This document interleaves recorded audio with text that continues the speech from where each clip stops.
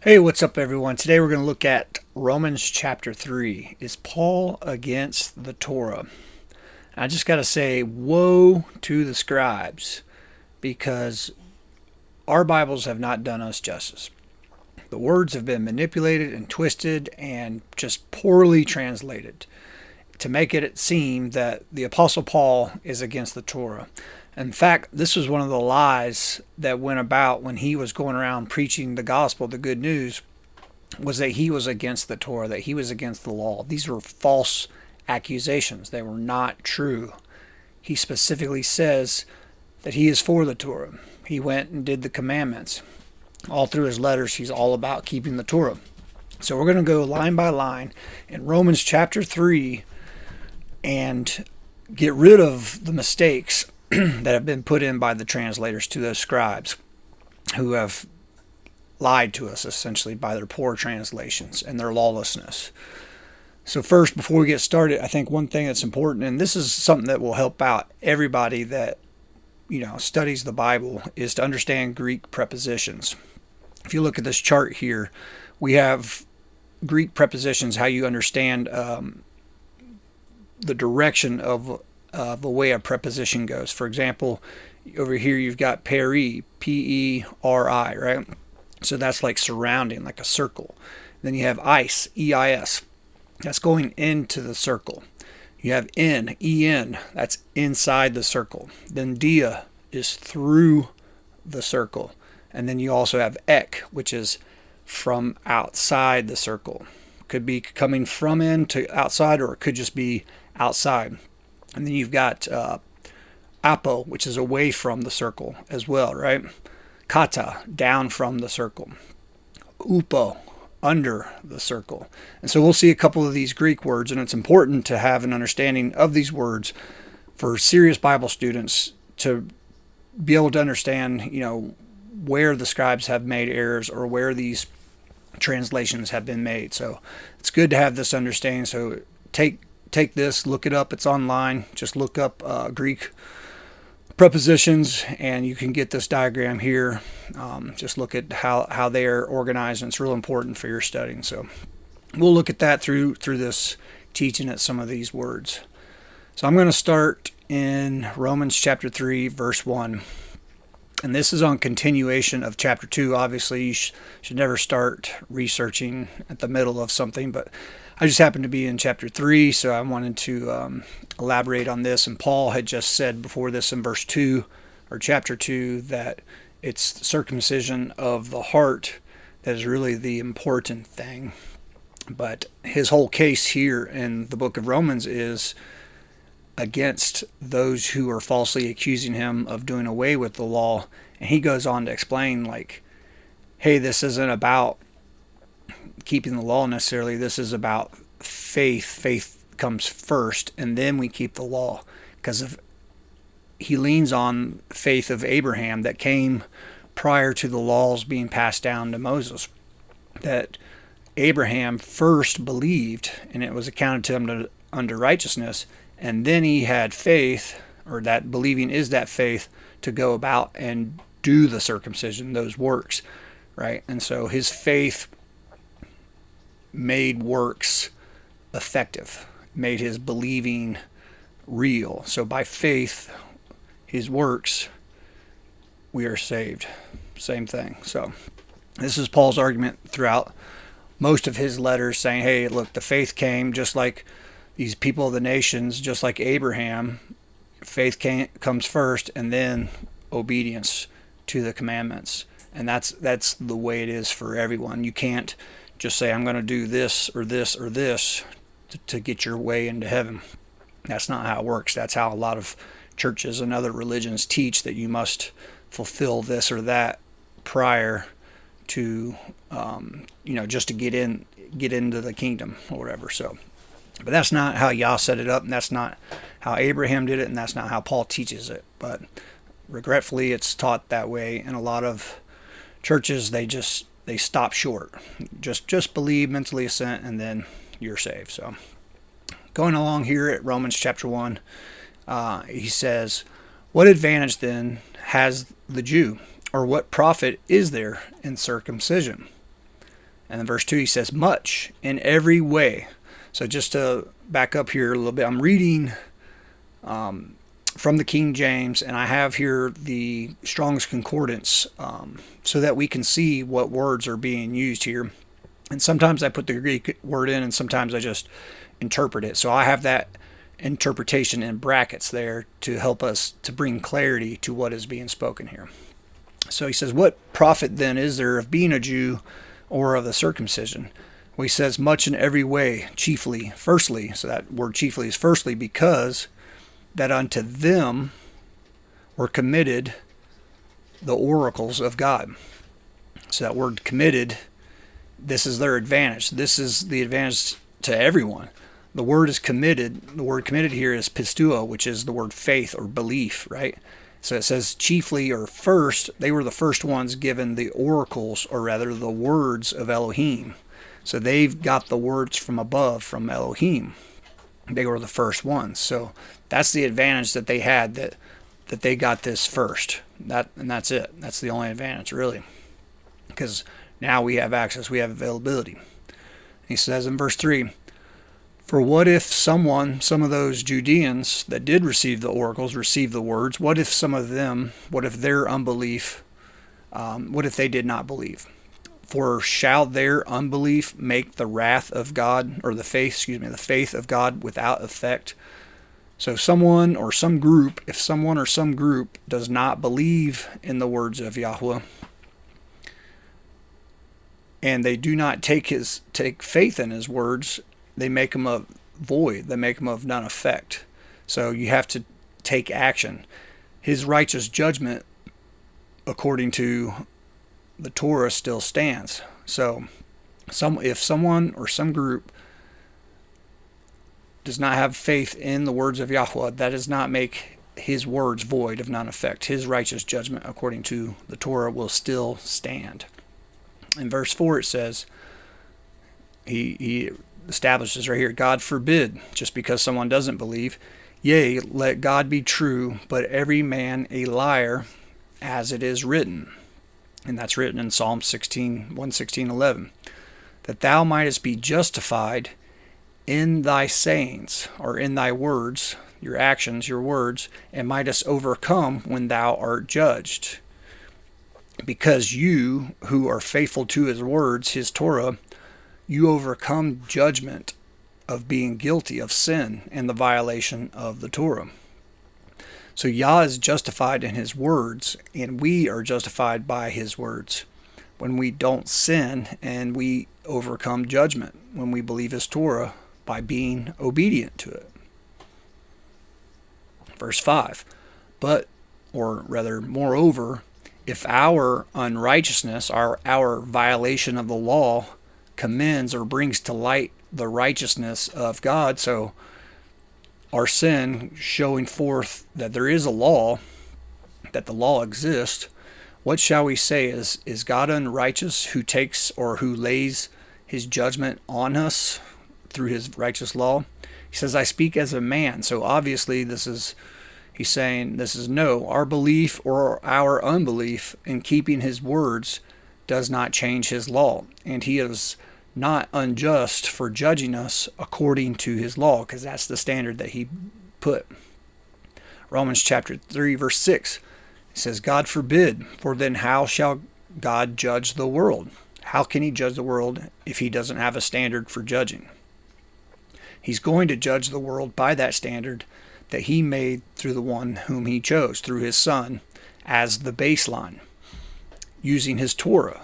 So he sets the standard for us to follow. He is the way. Verse 7, for if the truth of Elohim, the law, hath more abounded through my lie, so rhetorically speaking, he's not lying, but has been accused of lying by those saying he's teaching people not to keep the law. He says that, for if the truth of Elohim hath more abounded through my lie unto his glory, why yet am I also judged as a sinner? So he's saying he's also judged. He's saying that he's being judged as a sinner according to the very law that he's being accused of teaching that is being done away with. So how can he accuse everyone of sin if he's really teaching that the law is done away with? Since sin is the violation of the law. 1 John 3:4. In verse 8 it says, and not as being reported slanderously or falsely being blasphemed against, and as some affirm that we say, so some are saying that this is what he says, let us do evil that good may come, whose damnation is just. So how shall Yah judge him and the entire world if he's teaching lies, saying that Torah is done away with, and at the same time he's saying we are all sinners, as the Torah is what defines sins? Their false accusations and lies don't make any sense. It doesn't make sense that he would say the Torah is done away with and then teach that we are all sinners, because the Torah defines what sin is and it tells us what it is. Verse 9. What or who then are we? Better because we got the words first, the Jews? Are we better? No, in no wise. For we have before proved, both Jews and Gentiles, that all are under sin. So we're all guilty of violating the law. And I put this part here, this is in parenthesis, verses 10 through 18. I'll just read through it real quick. This is a quotation. It says, as it is written, there is none righteous, no, not one. There is none that understands. There is none that seeks after Elohim. They are all gone out of their way. They are together become unprofitable. There is none that does good, no, not one. Their throat is an open sepulchre. With their tongues they have used deceit. Their poison of asp is under their lips, whose mouth is full of cursing and bitterness. Their feet are swift to shed blood. Destruction and misery are in their ways, and the way of peace have they not known. There is no fear of Elohim before their eyes.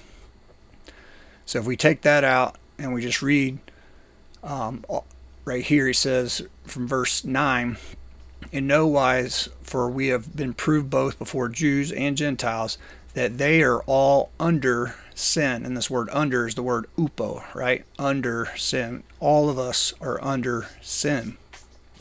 Now we know that the things soever the law says, it says to them who are under, and this word under is not hupo, under the law, but this word is in the law. So we know that those things whatsoever the law says, it says to them who are in the law, that every mouth may be stopped, and all the world may become guilty. And that word guilty is hupodikos, which is under judgment according to the law. So we've all been found guilty because of sin under judgment according to the law. So he's saying all of us, no matter our background, no matter our bloodline, we're all going to be judged according to his law. Verse 20, here's where we were really messed up by the scribes. It says, therefore by the deeds of the law. So this people read this and think, well, by the deeds of the law, we're not justified. But this word by is the Greek word ek. So it's ek is outside. Remember the graph? Ek being outside the deeds of the law. So doing your own deeds and or being under sin, which is disobedience to the law, there shall no flesh be justified in his sight. For by, or this is the actual different Greek word, through, which is dia, through the law, is the knowledge of sin. So we have a knowledge of sin because the law tells us what sin is so that we can avoid it. And this same language is used in Galatians chapter 3. It says, for as many as are of or outside of the works of the law are under a curse. For it is written, cursed is everyone that continues not in all things which are written in the book of the law to do them. So we must do them. Verse 12, and keeping the law is not outside of faith. So when you keep the law, you're not doing something outside of what faith is. You are actually keeping the law by faith, right? But the man that does them shall live in them. This is how we show our faith, by keeping the law and not being under the curse of sin. So back to verse 21. But, or rather, and now the righteousness of Elohim, and they screw us here again without, is probably be better alongside the law is manifested, being witnessed under hupo, the law and the prophets. So now, alongside the law, it's being witnessed under the law and the prophets, even and the righteousness of Elohim through faith of Yahushua HaMashiach. So through the faith of Yahushua HaMashiach, he's who kept the law. He is the goal of the law, as it says in Romans chapter 10, verses 4. He's the goal of Torah keeping, right? Unto all and upon all them that do what? The believe, right? Believe what? Well, what was the context in verse 1? Believe the same words that Yahuwah had given to the Jews and carry out the commandments. He says, for there is no difference. All must believe the oracles and do them to be declared righteous. For all have sinned. Everyone. Whether you're Jew or Greek, we have all sinned. We've all violated the Torah. And all have come short of the glory of Elohim.